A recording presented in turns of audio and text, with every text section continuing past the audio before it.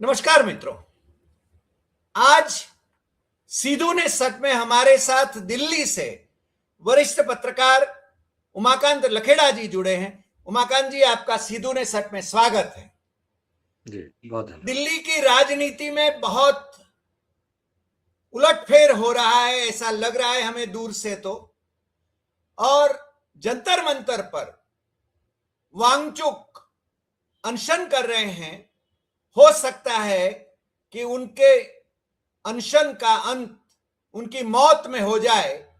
हम आशा करते हैं कि वो अनशन छोड़ दें और देश के लिए, छात्रों के लिए वो हमेशा कार्यरत रहें, ऐसी हम आशा करते हैं, ईश्वर से प्रार्थना करते हैं। मगर दिल्ली में बैठी हमारी केंद्र सरकार, जिसकी संवेदना अभी खत्म हो चुकी है, वो शायद उनके कान की जू भी नहीं रेंगती है। और जंतर मंतर प्राइम मिनिस्टर के घर या तो कार्यालय से ज्यादा दूर है नहीं, फिर भी न तो कोई उनके सरकार के कोई मंत्री वहां जाके उनके हालचाल पूछते हैं, ना ही वो समस्या हल करना चाहते हैं। अब तो और मसले भी जुड़ जाते हैं कि भाई नीट की एग्जाम का वो पर्चा लीक हुआ, सीबीएसई का एग्जाम का पर्चा लीक हुआ, बाकी गड़बड़ियां शिक्षा क्षेत्र में हो रही हैं। उसके साथ साथ जम्मू कश्मीर का स्टेटहुड, वो भी अभी एक मसला उसमें जुड़ गया है। और अभी 23 जुलाई से लोकसभा और राज्यसभा का सत्र भी शुरू हो रहा है। तो ऐसे वक्त में हमने उमाकांत जी से अनुरोध किया था कि ये क्या चल रहा है देश में और आने वाले दिनों में क्या स्थिति निर्माण होगी।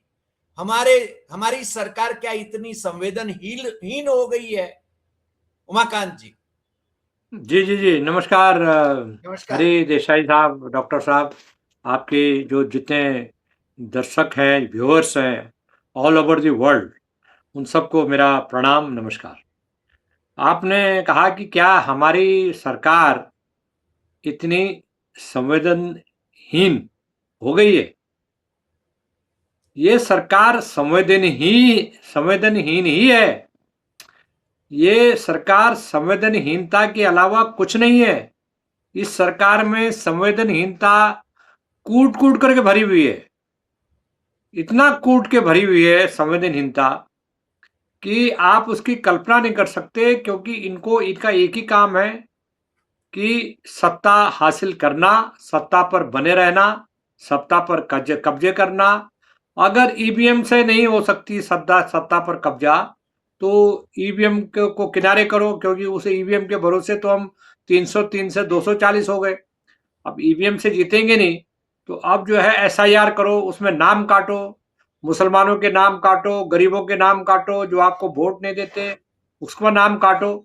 उसके बाद आप जो है कहो कि यार अब क्या होगा, इस देश में संविधान बदलना है, क्योंकि अब संविधान हम बदल नहीं पाएंगे, क्योंकि हमें पब्लिक सपोर्ट तो है नहीं। तो अब आपने क्या किया कि महिला आरक्षण का नाम दे करके आपने पिछले सेशन में एक बिल लेके आए। वो बिल था डिलिमिटेशन का। महिला आरक्षण तो बिल 2023 में पास हो गया था, लेकिन उनको पता नहीं था कि पास हो गया है, तो इन्होंने उसको महिला आरक्षण का नाम दे दिया। और जब पता लगा कि वो तो आरक्षण पास हो चुका है, तो इन्होंने कहा अच्छा अच्छा गलती हो गई। फिर उसको, तो ये सरकार अंधी है, गूंगी है, बहरी है। और इस सरकार को ये नहीं पता लगता कि देश के जो युवा हैं, पूरे देश के, मणिपुर से लेकर के आपके पोरबंदर तक, और आपके कच्छ की खाड़ी तक, और कश्मीर से लेकर के कन्याकुमारी तक, सारा जी। देश में जो युवा है, जनजी है, वो बहुत दुखी है। दो कारणों से बहुत दुखी है। एक तो एग्जामिनेशन जहाँ बैठते हैं, शिक्षा का स्तर तो बहुत खराब है। एग्जाम्स नहीं है, टीचर्स नहीं है, हॉस्टल्स नहीं है, लड़कियों को जाने की सुरक्षा नहीं है, आने की सुरक्षा नहीं है। बहुत सारी, मैं शहरों की बात नहीं कर रहा हूँ, शहर में तो कौन सा लड़कियां सुरक्षित है, लेकिन गांव में बहुत हालत खराब है, ट्रांसपोर्टेशन नहीं है। और इन्होंने क्या कर रखा है कि ये जब कोई विरोध हुआ इस पर, नीट पेपर लीक हुआ, पूरा बवाल मचा, आंदोलन हुआ, ये सरकार एक्सपोज हुई, बेनकाब हुई, तो अब ये सरकार ने जब विरोध हुआ उसका नीट पेपर लीक का, तो फिर इन्होंने मंत्री को नहीं बदलेंगे, हम मंत्री नहीं बदला जाएगा। भाई ये बताइए कि या तो सिस्टम फेलियर है, तो प्रधानमंत्री रिजाइन करें। भाई दो चीजें है ना, या तो लोकल फेलियर है, लोकल फेलियर का मतलब मिनिस्ट्री के अंडर में जो मैकेनिज्म है वो फेल है, वो कलेप्स कर गया आपका, या तो वो फेल है, तो आप मंत्री को निकालिए, मंत्री को हटाइए। मैं धर्मेंद्र प्रधान की बात नहीं कर रहा हूँ, 10 ऐसे मंत्रालय हैं जिससे जनता बहुत दुखी है, जी मंत्रियों से जनता बहुत दुखी है। तो आप जो है उन सारे मंत्रियों को हटाइए जिनसे जनता दुखी है, आप सर्वे कराइए कौन कौन मंत्री काम कर रहा है। तो सवाल ये है कि आपने ये तो काम किया नहीं, अब जो है भूख हड़ताल हो गई। कोई भी सेंसेबल गवर्नमेंट, कोई भी जो डेमोक्रेटिक ढंग से ये लोग सोचते हैं कि हम लोगों को वोट दिया गया है, कोई भी सेंसेबल गवर्नमेंट इतना निचले स्तर पर, इतने घटियापन पर नहीं उतरेगी कि उनके कुछ मील दूरी पर, आधा किलो 500 मीटर दूर है भारत की पार्लियामेंट से, 500 जी मीटर अवे, वहां पर धरना जंतर मंतर पर प्रदर्शन चल रहा है। इनको कोई लेना देना नहीं है कि वहां पर सोनम वांगचुक जो गांधीवादी हैं, कोई आतंकवादी नहीं है, वो गांधीयन वैल्यूज में यकीन करते हैं, एकेडमिशियंस हैं, पर्यावरण के चिंतक हैं, शुभचिंतक हैं, लद्दाख के रहने वाले हैं। उन्होंने हाथ जोड़ के कहा कि आप इन छात्रों की समस्या का समाधान करो, और इनको बताया कि अगर आपने इतनी तारीख तक मंत्री का इस्तीफा नहीं करवाया तो मैं भूख हड़ताल पे बैठूंगा। 10 दिन से कह दिया था उन्होंने। जी इन्होंने कोई परवाह नहीं की, वो विदेश से होकर के भी आए, वो बैठे। आज की हालत ये है कि वो मरणासन हालत में है, वो उनको कभी भी कोई अटैक पड़ सकता है, कभी भी उनकी जैसे आपने कहा कि उनकी जीवन खत्म हो सकता है, लेकिन इनको इससे कोई मतलब नहीं है। ये जब पावर में आने के पहले इन्होंने कई विदेशी एजेंसियों के साथ, जो एजेंट थे आरएसएस के, उनके साथ मिलकर के जंतर मंतर पे एक प्रोटेस्ट किया। मैं उस प्रोटेस्ट में था। अन्ना हजारे जो सीआईए का एजेंट लोग उसको बताते हैं, वो एजेंट जो है अब वहां बैठा हुआ है महाराष्ट्र में।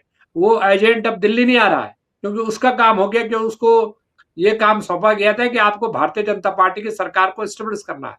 तो सवाल ये है कि ये जो लोग हैं, ये लोग जब पावर से बाहर थे तो मनमोहन सिंह की सरकार थी, इन्होंने वो जो पर्दे के पीछे से ये आंदोलन चलवाया, अन्ना हजारे का आंदोलन चलवाया, रामदेव थे, जनरल वीके सिंह थे, किरण बेदी थी, कई लोग थे उसमें, इन सब का आंदोलन चलवाया। उसमें इन्होंने 24 घंटे के अंदर, 48 घंटे के अंदर इतना बड़ा हवा खड़ा किया कि भाई मनमोहन सिंह सरकार को जीओएम, ग्रुप ऑफ मिनिस्टर बनाना पड़ा।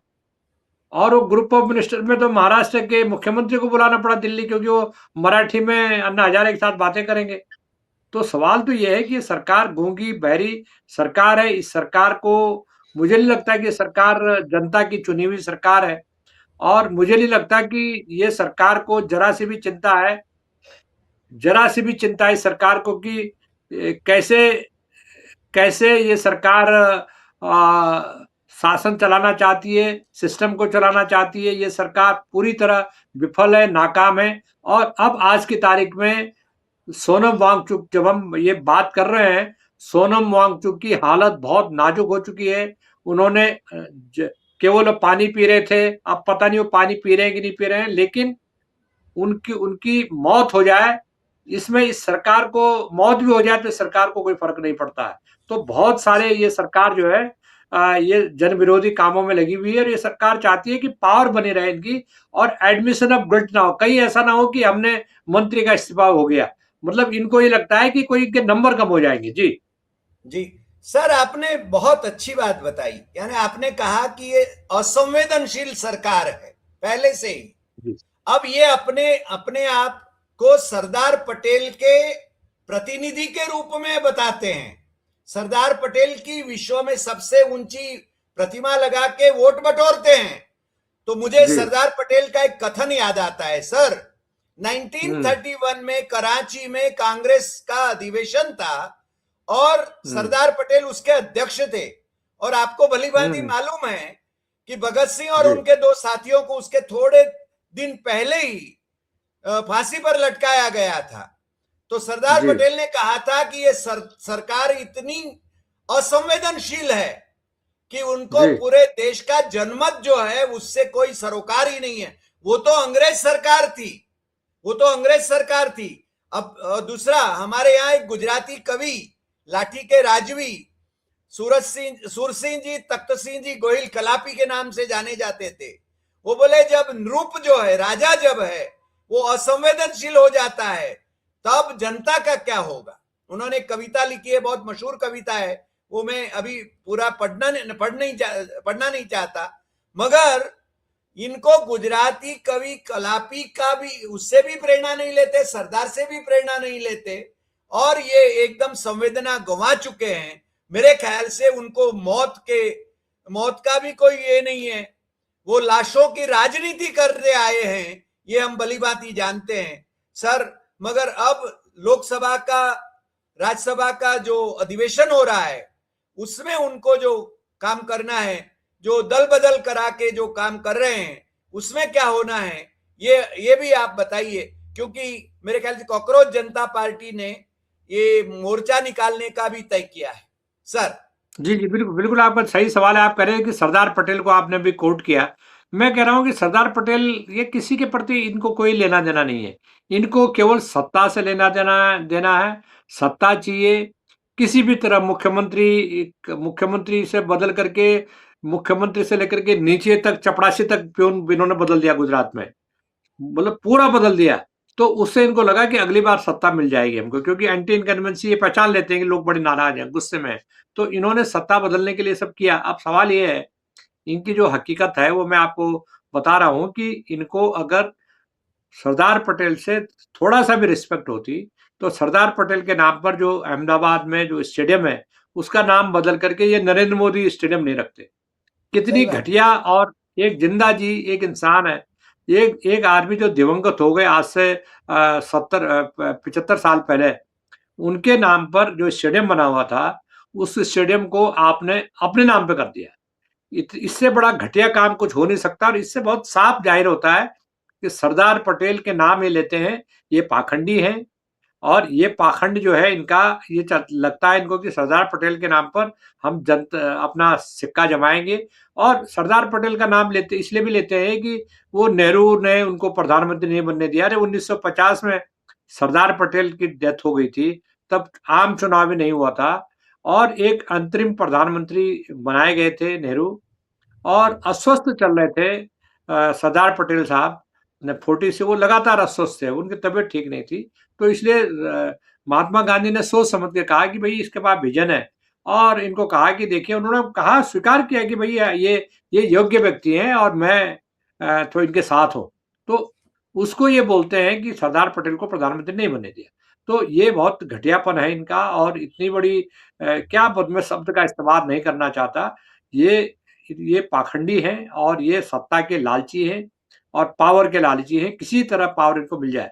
दूसरा, आपने कहा कि पार्लियामेंट का सेशन होने वाला है। ये पार्लियामेंट का सेशन, इसमें लोकतंत्र को खत्म करने की तैयारी है, संविधान को खत्म करने की तैयारी है। और ये किसी भी तरह, राज्यसभा में तो इन्होंने बहुमत, थोड़ा सा 2-4 से ये बहुमत से पीछे है, और लोकसभा में ये बहुमत से बहुत दूर है।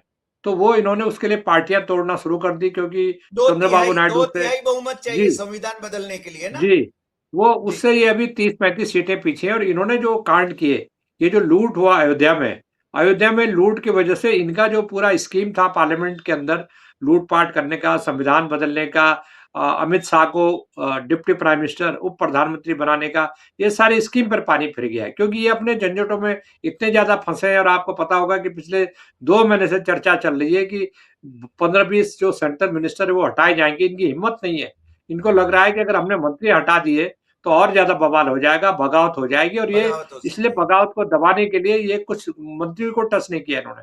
मैंने अभी 1 महीने पहले, 15 दिन पहले किसी का फोन आया मेरे को आंध्र प्रदेश से। उन्होंने कहा क्या होने वाला है, मैंने कहा कोई कुछ नहीं होने वाला है, आप भूल जाओ, ये कोई मंत्री अभी ये बदलने वाले नहीं है, ये करेंगे ये काम सितंबर में।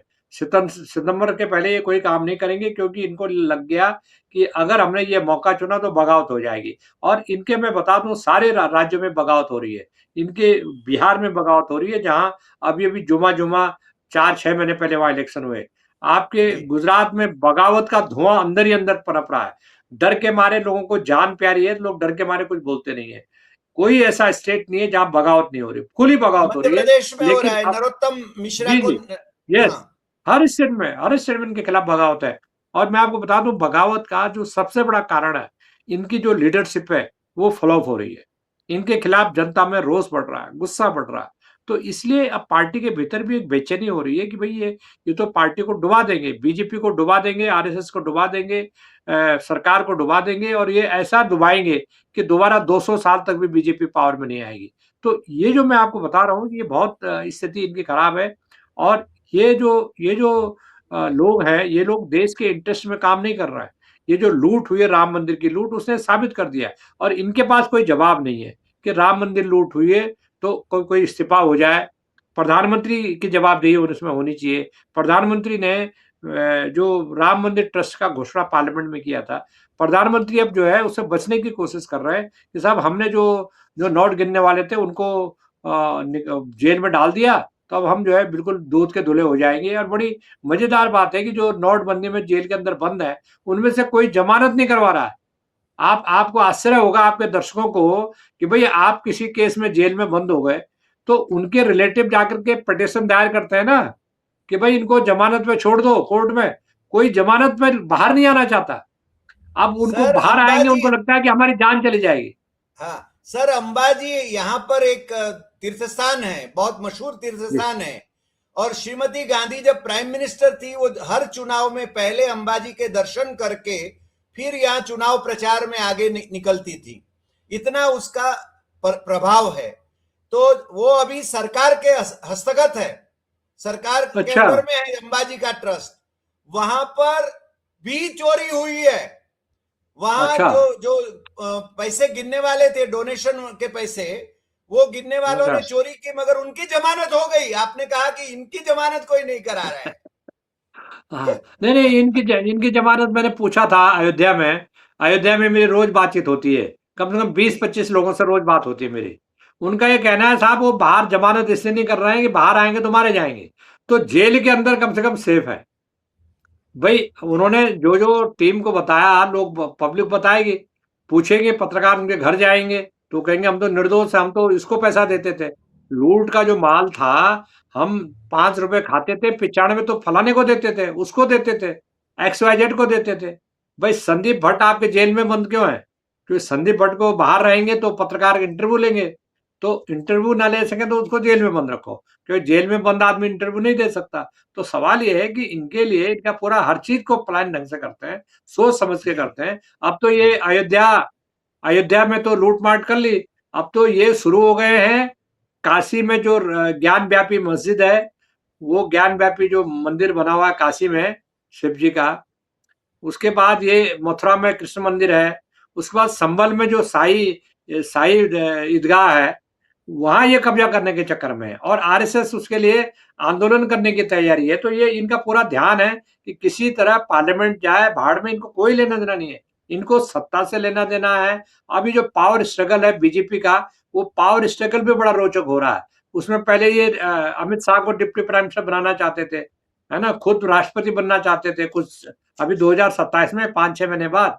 तो अब ये क्या कर रहे हैं, अब ये पूरा इनकी जो योजना है उस पर पानी फिर गया है। अब ये डिप्टी प्राइम मिनिस्टर वो अमित शाह को नहीं बनाएंगे, क्योंकि अब ये एकदम जो है हड़बड़ी, इनको डर लग गया है कि अगर हम जो है, देखिए मैं भी वहीं गुजरात का हूँ, ये भी गुजरात के हैं, होम मिनिस्टर था, इनको नंबर 2 बना होगा तो पार्टी के भीतर बगावत हो जाएगी। और आरएसएस के अंदर तो रीढ़ की हड्डी नहीं बची है, तो वहां भी हो जाएगी। आपने अंबाजी का चर्चा किया।